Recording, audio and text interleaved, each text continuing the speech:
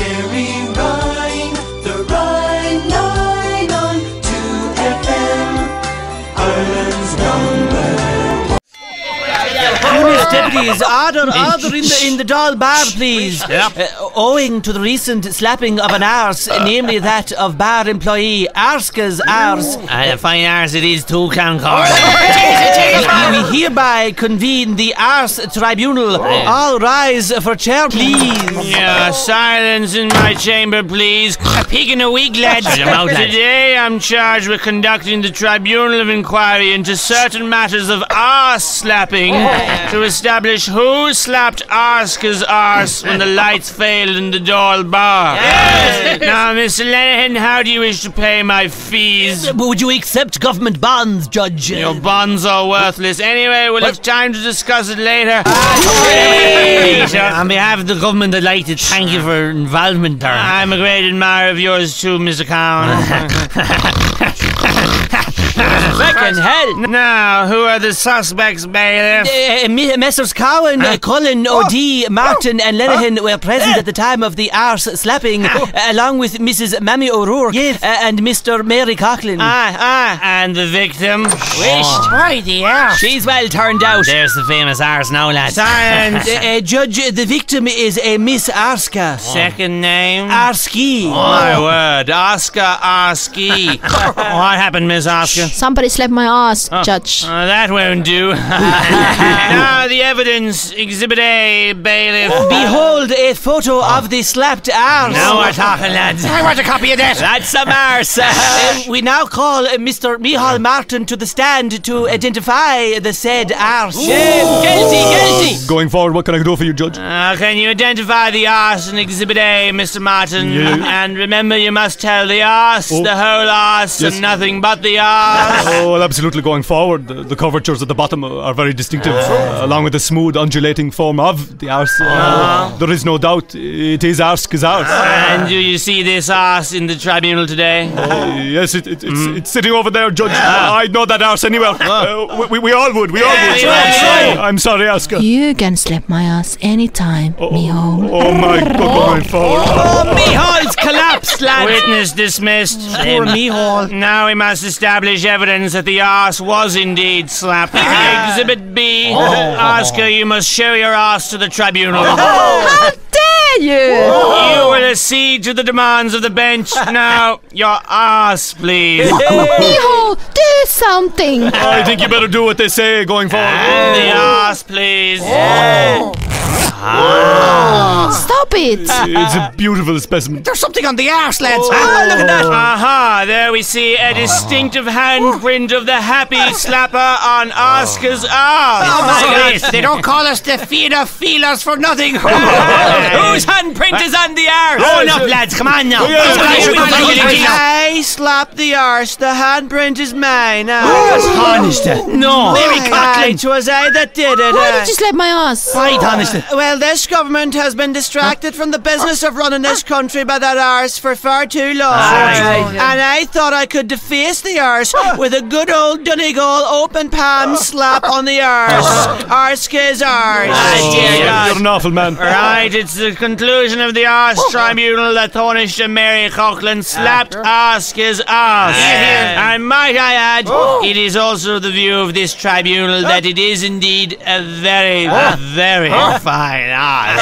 Come here to me, Oscar. Yeah. But Taoiseach, Arska's arse is only serving to increase chauvinism in cabinet. Exactly, Taoiseach. No harm in a bit of chauvinism, lads. There's nothing like a bit of sexism. Nor womanising neither. Stick on the tape, lads. You're just a bunch of old chauvinists. Look at us, ripping off our expenses, sitting here waiting for a summer recess. We need some titillation, Like a burger or a secretary. know what we are. What we are, Oscar. Look at us, yeah, we're constantly avoiding Any work. Then we're out the door on Fridays. We're waiting for the girl to open up the bar at 10:30. Know what we are? What we are, Oscar. Womanizer, we're the womanizers, yeah, the womanizers. Oh, womanizers, yeah, we're the womanizers, Oscar. We are. We are. Womanizer! Womanizer, womanizer, womanizer! Good men! We're the feeder feelers! You guys. My next guest is an award-winning television, stage and film actress, an accomplished director and a United Nations ambassador. She's appeared in Melrose Place, The Bold and the Beautiful and Lovejoy.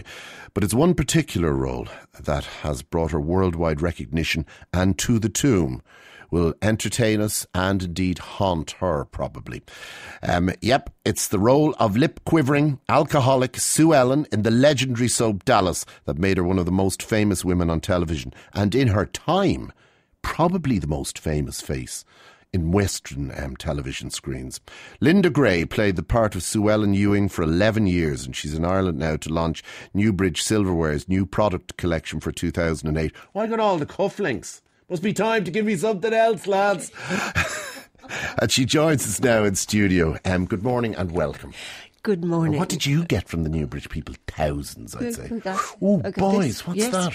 This is the new Hollywood collection. Wow. You must. Do you want to wear this? You can wear this. Well, go with the I can't believe you put me on after the underpants discussion. Oh, I think you what can. What does that say? What does that tell me about me?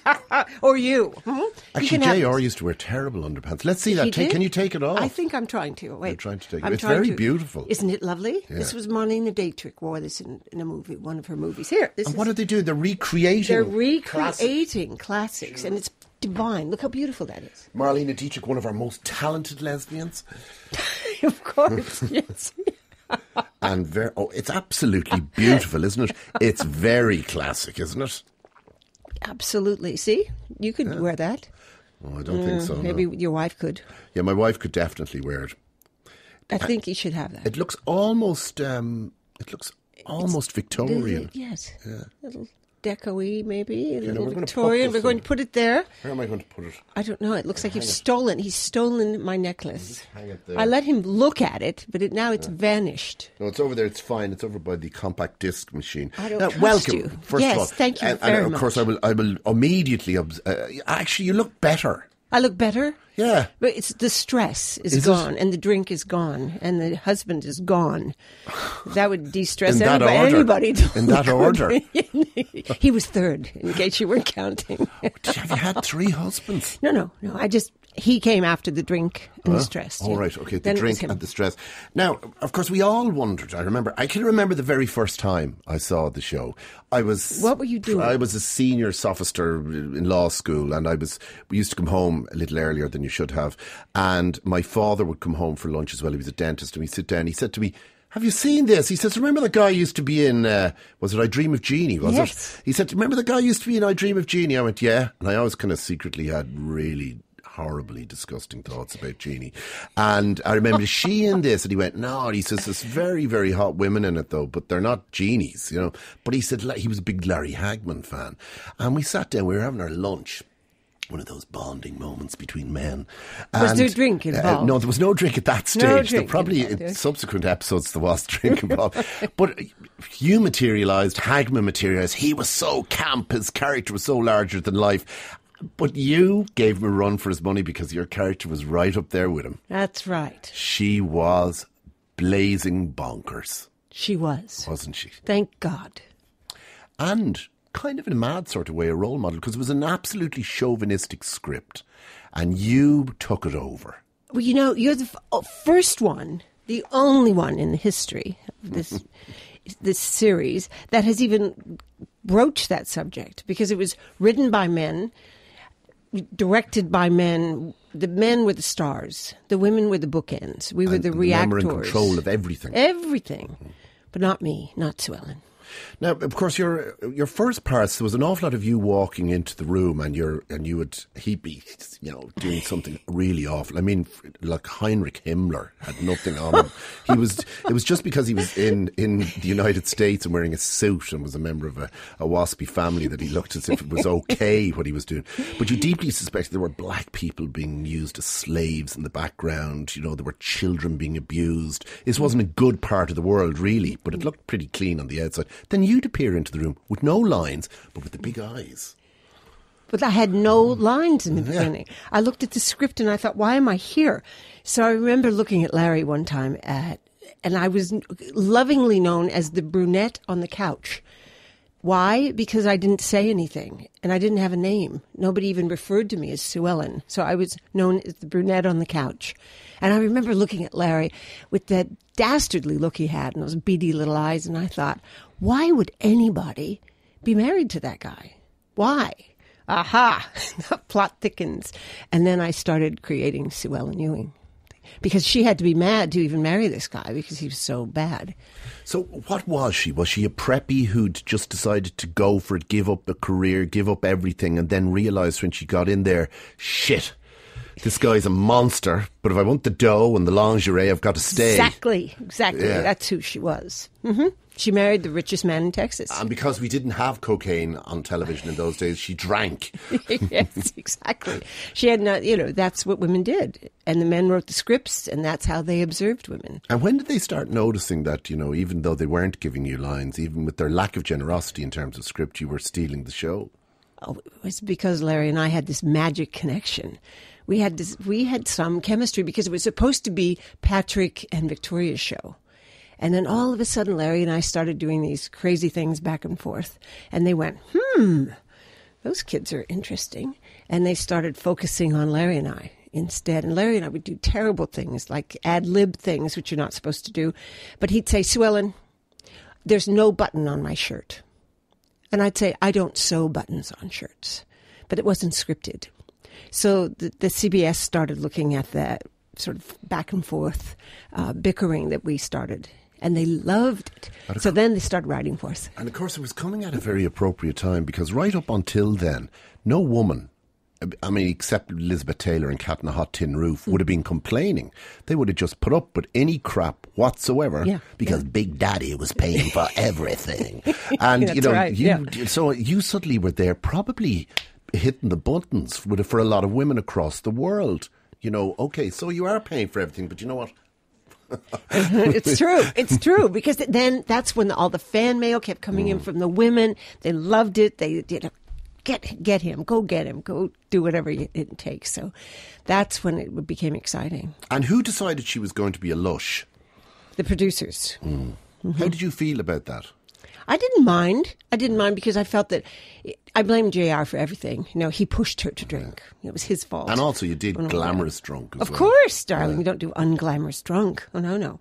You have to have eyelashes and whole thing. So while the man from Atlantis was going around sort of twitching all the time, JR was just getting more evil. And I remember the way the two women were you and of course, Patrick Duffy's wife, Victoria Principal.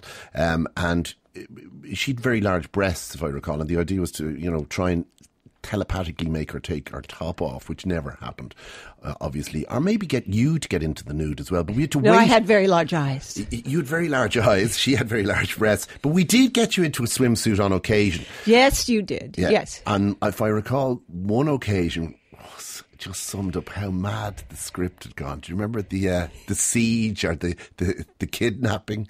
Oh, God. Yes. That was Brian Dennehy. Yeah. I love Brian Dennehy. What a great actor. He's fantastic. Big, massive man. Yes. Yeah. At gunpoint, I had to do the unthinkable and sing people. Yeah, a cappella in front of the whole cast. In a swimsuit. What could be much more humiliating than that?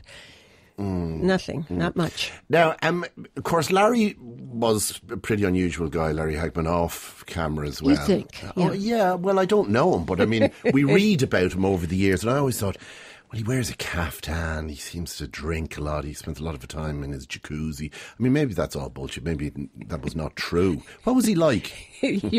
That's exactly right. He was the most eccentric, most wonderful, and to this day, incredible man. I remember going down to Malibu on a Sunday, and he would lead parades down the Malibu colony. He would be dressed in a caftan, usually with either an American Indian headdress, full headdress with all the feathers, or a cowboy hat and a caftan and cowboy boots or something really not fashionable. And he would hold a flag, and then all of us would pick up flags from his home, and we'd all follow him like the Pied Piper down Malibu Beach. And it was just a parade, just Sunday. and he was usually not speaking at that time. And on Sundays he didn't speak, so he whistled, and we all just followed him around like idiots. How do you mean he wasn't speaking? He didn't speak on Sunday. Was this a sort of religious thing, or? It was Larry's own invention. I don't know. He said the doctors said he shouldn't speak on Sunday, but we all knew that was not. I must remember that. I am not able to speak for 3 weeks just after Christmas. Right. So literally, Larry and his wife and I traveled the world, and on any Sunday, no matter whether we were in Hong Kong, Singapore, Australia, Larry didn't speak, and so we'd have to order for him at restaurants, and he would whistle. So one whistle was yes, and two was no, and finally one day I said, I'm really tired of this. I'm not your wife. I'm not your slave. I don't work for you. You order your own damn food.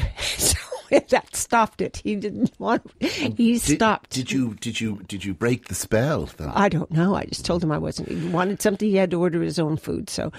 But of course, you were his wife, though. You see, as far as we were all concerned. Oh, yeah, I was wife number 2. Yeah. What about he needed 2 wives? What about his real wife? She's amazing, and you have to be a saint and an angel to put up with him. It's very weird being actually married to.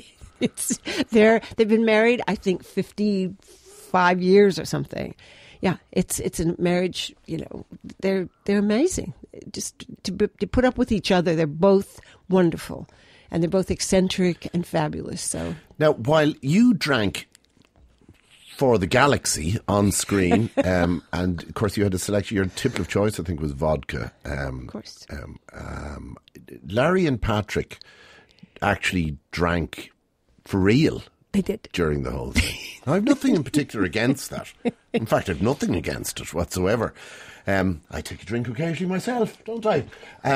But they drank quite a bit, didn't they? And I now have increased admiration for them. 4 bottles of champagne a day. That was Larry. Filming. Larry, 5. That was Larry. 5? Yeah. I'm not saying anything. And what did the out man of from school. Atlantis drink? I don't know. I don't know. Yeah. Well, you're not allowed to say what he drank. No, because Larry was very verbal about it. He drank 5 bottles of champagne, hence the liver transplant. So that's not a good thing to do. No, apparently not. No, and it just also gets rid of that thing. Champagne, it's not bad for you. Oh yes, it is. Anything that you drink gallons of is bad for you. But the people you were working with, I work with extremely tolerant people. They give me drink, right? But in those days, did they not? I mean, the Americans are more conservative than the Europeans, but they're not shocked. Oh my God, Hagman's drinking. No. He was so functional. You didn't even know he had to drink. He was amazing. And I think what happened with Larry is innately funny. And with the champagne, I think he thought he was funnier. But that's why he was afraid to stop, that he wouldn't be funny anymore. And to this day, he's just as funny, which I maybe surprised Larry. I don't know.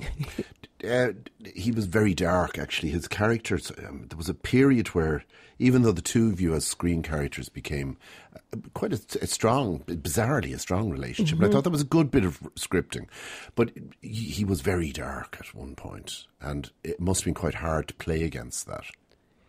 Yeah, the good news is we were very, very professional. Everybody was incredibly professional. So you'd go on, and whatever happened off screen dissipate, just went away, and you just were right there for the character. So it didn't matter what mood anybody was in. The minute they said action, you were there in your character, and you just had to hold your own no matter what anybody else was doing. But that's professional. That's what you do. Okay, we're going to take a break, which is professional, and that's what I do. We've Linda Gray in studio. Linda, of course, Sue Ellen of Dallas fame. And I was just saying during the ads that it's almost impossible to describe. I mean, maybe you had a sense of it because you did tour the world and probably did loads of supermarket openings and things like that. And I hope you did, as a matter of fact. I hope you still have the money. But this programme was everywhere.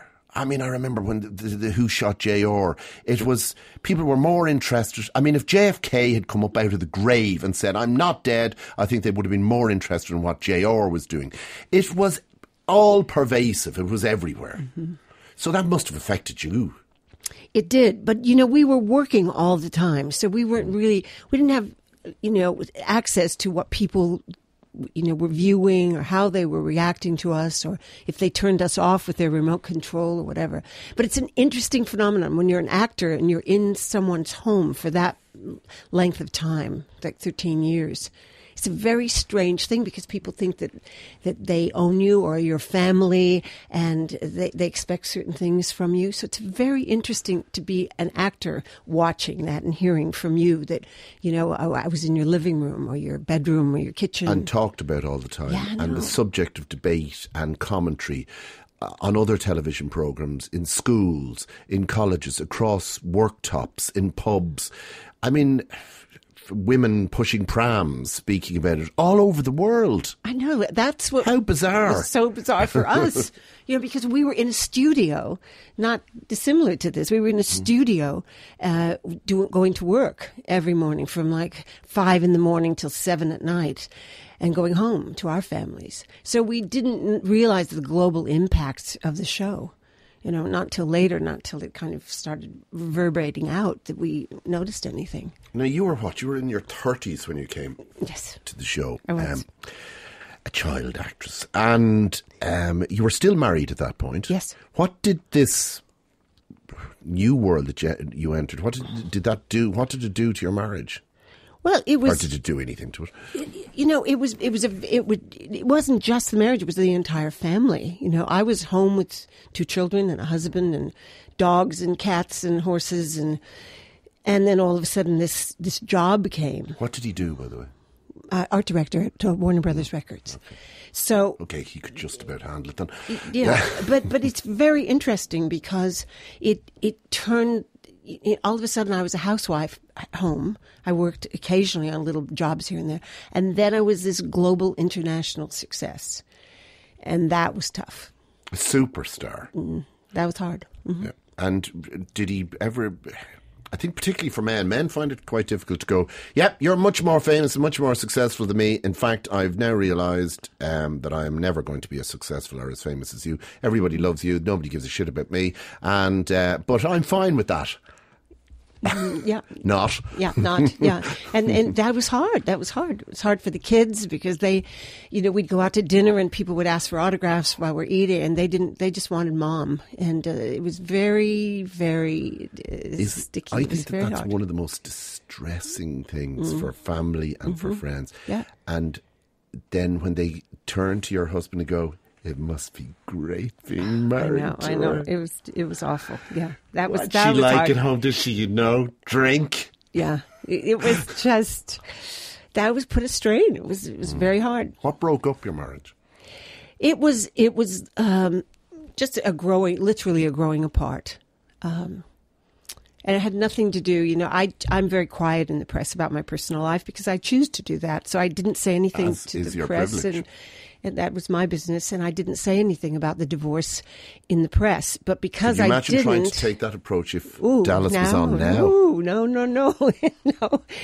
So I didn't say anything, and then because I didn't say anything, they invented things, and therefore the public thought that's why I left.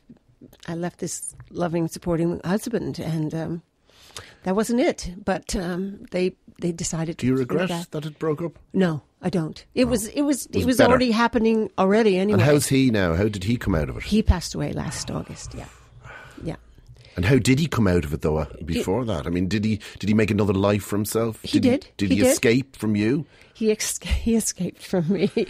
No, Is that a cruel thing to say? No, it's not. He didn't escape from me. It was headed that way anyway. And Oh I God, think because it everybody just, wants to escape from me, so escalated. please feel free to. It just escalated. Dallas just escalated it, because it wasn't, the supportive marriage that I, wanted to have. So. Well, you were pretty shagadelic, really, so there wouldn't have been any problem getting men. I presume that was not an issue.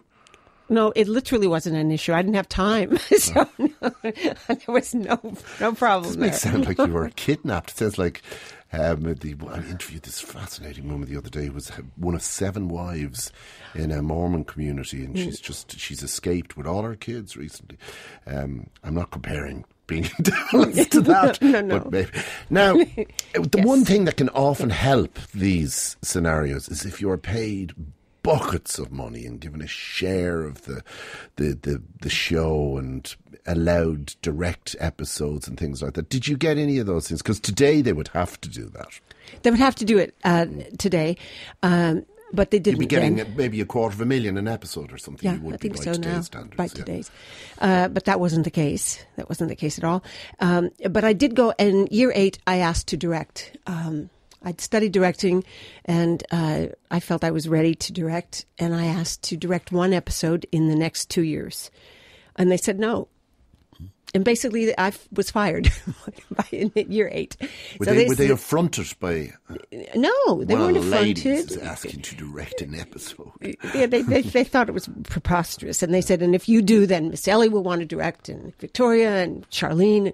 And I said, "Let them. Why not? If they want to, they didn't want to. I did. So why did you want to, by the way?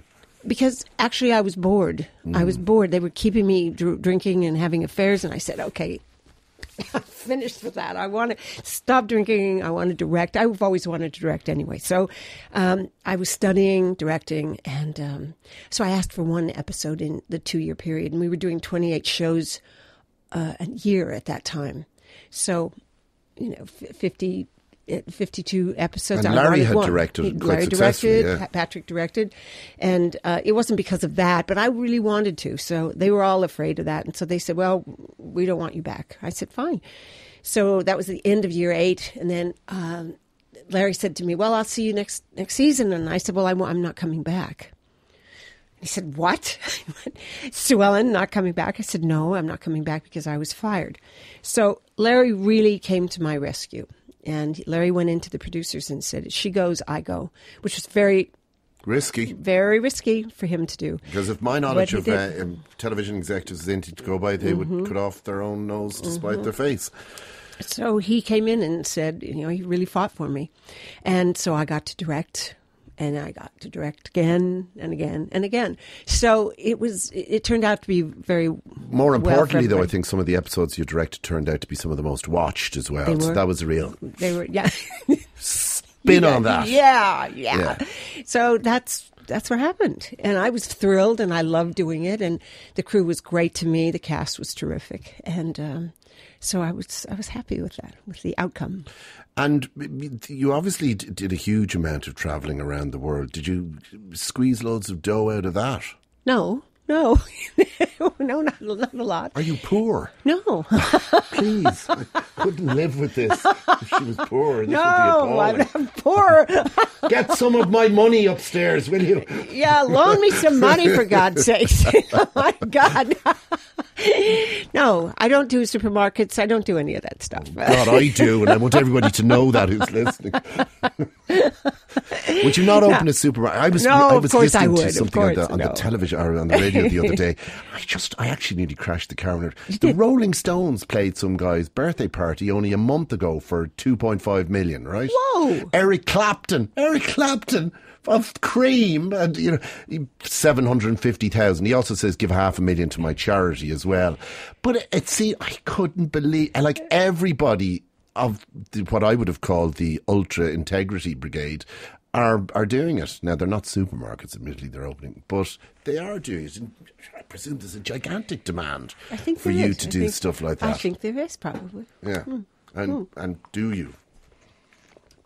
Yeah, of course you do. Yeah, I mean, sure. You wouldn't be with Newbridge over here if there wasn't a gigantic But demand. I love these people, honestly. And he's stolen my necklace that I can't probably I can't even reach it.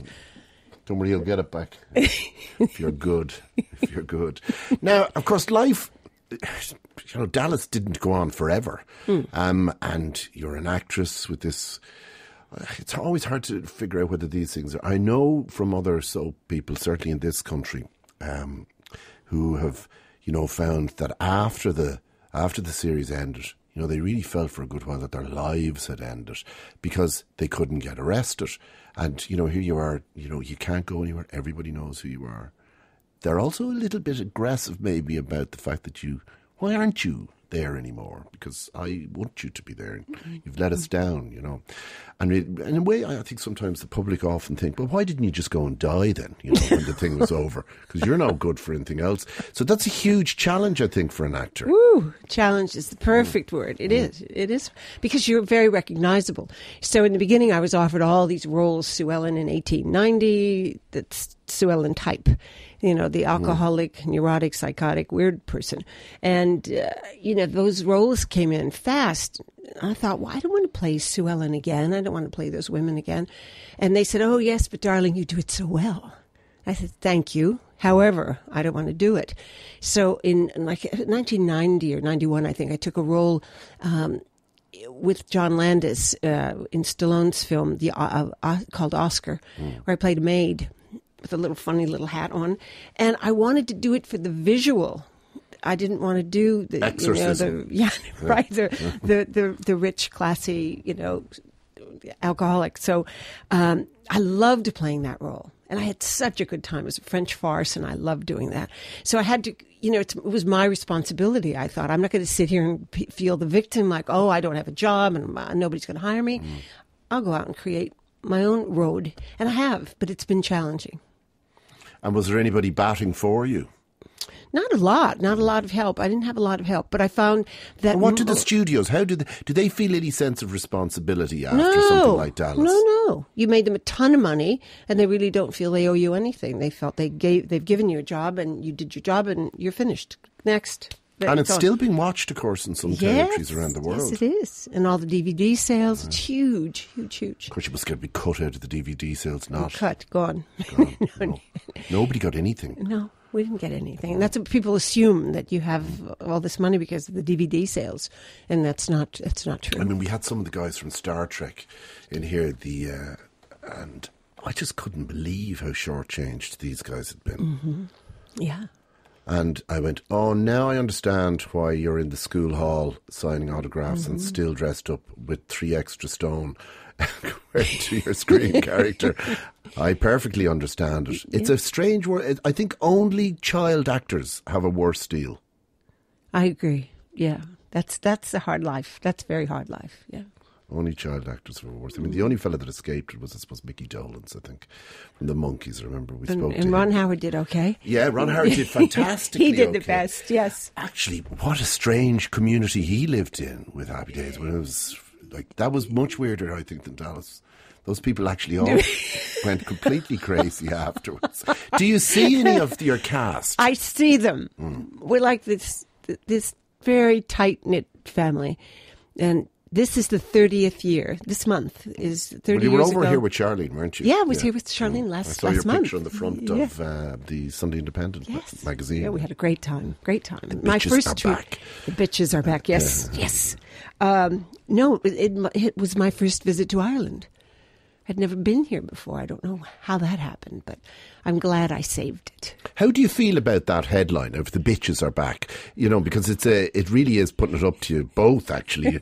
You know, I think it was Barry Egan probably did the interview with you. I think so. He loves those kind of interviews, and he does them well too. But, you know, you're expected then to be kind of like your character. Oh, I don't care. And, you know, I said, you know, just...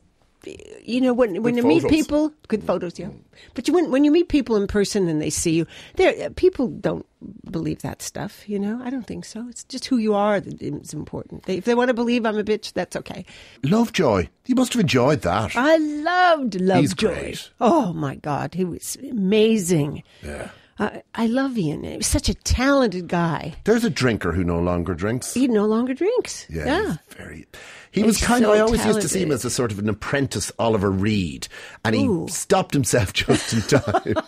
Because we were on a television show, the three of us together, me, Ian and Oliver Reed. And Ian was drinking at the time. I was certainly drinking. And I said, the guy who was doing the show was going, please don't drink before you come on the show. I said, piss off. I said, I'll do whatever I want. And so will this guy, by the way. And by the way, if you think we're a problem, Reed isn't here yet. Oh, no. And he was so outrageous on the show that night. I remember watching Ian's face, and Ian just loved it. He was so delighted. He's so bold. Oh, he's great. He was just looking, going, Reed's taking the heat off us. This is fantastic. Love it. But what a talent. Oh, my God. Oh, yeah, great talent. Fine actor. Fine actor, who had the to best. fight to be brought back and given a second And he chance. did. He did it. And he really did. Now, when I look at Melrose Place and The Bold and the Beautiful, I mean, you must have enjoyed going back to these. Oh, I love them. And, my daughter never thought anything about Dallas. It was like my mother's working, blah, blah, blah. And people would go, Dallas, Dallas, Dallas. My daughter just didn't pay any attention, never watched the shows, nothing. Drive her mad. Drove her crazy. Then when I got to play Heather Locklear's mother on Melrose Place, all of a sudden I was, oh, my God, Mom.